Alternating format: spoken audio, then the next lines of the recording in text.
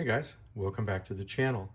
Well, this is the first official episode of the Big Bro, Little Bro comparisons, and we are doing Copperlocks, uh, which these are just a fantastic pattern. Here's the full size. This is in the Crimson Bone that is a Shepherd Hills exclusive, I believe, and just fantastic, beautiful knife. And we're going to go over a lot of its features, but let's go over some of its history first. The Copperlock was designed by Tom Hart. The pattern on these is the number 549L for the lock. The pattern combined elements from older patterns to make an entirely new design. And those older patterns were specifically the trapper, the copperhead, and various lockback knives. So you can see, as far as the lockback goes, they've gone with a mid-lock design, which is actually, pretty modern, I think, because most lockbacks, are way back here at the end of the knife. So a mid-lock design is kind of different. Of course, it has the copperhead bolster, and then the size of it is about the size of a trapper. So we have 4¼ inch closed. Your blade is 3¼ inches with a 2 7/8 inch cutting edge. This particular Copperlock comes in at 3 ounces right on the nose. You see it's got this really nice clip point blade, and it has a swedge on both sides. I think the Copperlock blade shape is just absolutely beautiful. Then you have the long nail nick or French pull, and so that is really nice. Here is your tang information. Let me close this up a little bit so we can see, because everything is basically on the on this one side. Let's see if I can get it to show up properly in the light. Not really, but fingerprint magnet as always. Yeah, I'm not really able to, there we go. We just had to get the angle of the lighting correct.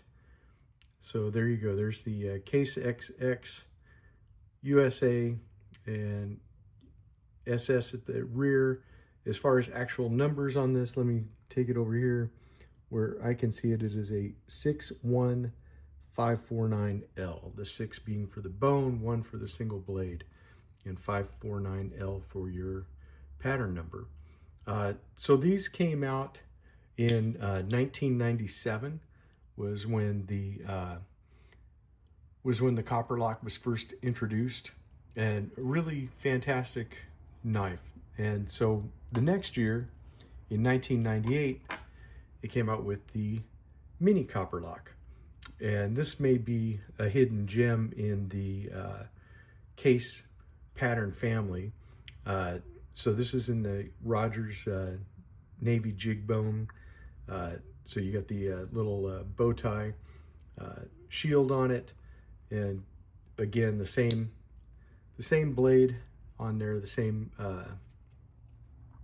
shape of a blade, same dual swedge, and just a fantastic knife. So when you get to the mini, you get 3 5/8 inch closed, so very pocketable. You can still get 4 fingers on it, and with that copperhead bolster, you actually have kind of a place if you want to put your index finger up here for more precision work.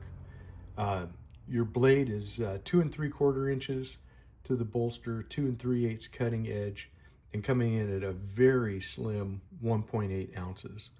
So for almost the same, I guess size, very, very much not as reduced as maybe you would think, but feels completely different in hand. When you hold these, they are a really good size. I think that this might be the knife to really to beat. The Copperlock itself, I mean, I love the Copperlock. I love how it feels in hand. because I love that trapper size, you know, so that's another thing. Another variation of the Copperlock is this one where you get the Warncliffe blade. Now, as far as I know, you can only get the Warncliffe variations in the full-size Copperlocks. I haven't seen one in the mini Copperlocks, but I like how they did the Warncliffe blade on these. It just comes out good. This is the American Workman series, so it's just a fantastic fantastic family of knives. I really like them, and this is in the carbon steel, where these are both stainless steel.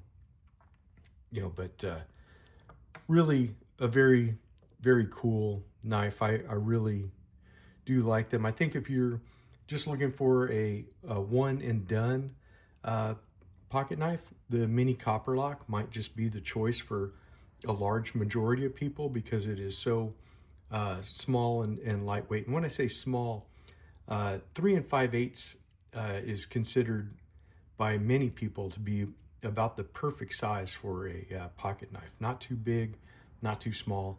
You know, so that's something to consider.